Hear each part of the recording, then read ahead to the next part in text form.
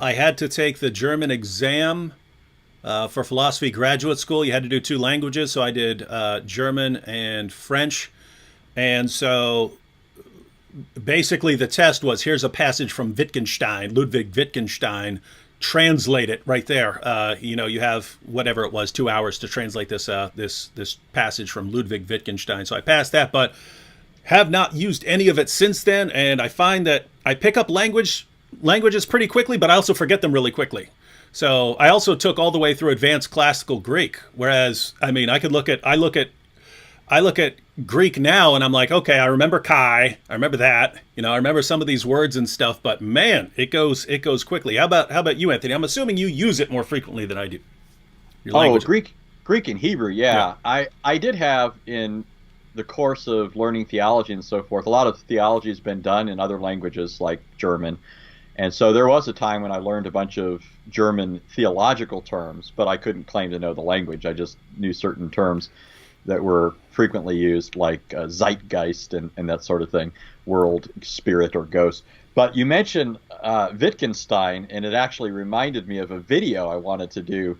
I'm not sure if you're familiar with I think it's the second to last line in his Tractatus Logico-Philosophicus.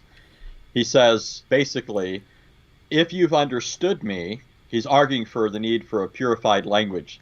And he basically says, if you've understood me up to this point, then you realize that all the propositions that I've laid out need to be thrown away once you've used them as a ladder, so to speak, to climb up beyond them. Mm-hmm. In other words, if you realize what I'm saying, you realize that the language I use to say it is nonsensical, right? So you kind of get to the top by means of a ladder that you later turn around and say is useless.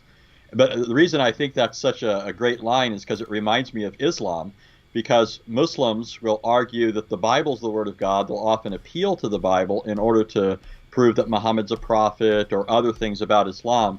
But then they'll turn around and say, this ladder's useless, right? So supposedly it's good to get you to Islam, but once you get to Islam, suddenly it's corrupted, it's unreliable, it's got all these perverted stories in it and so forth.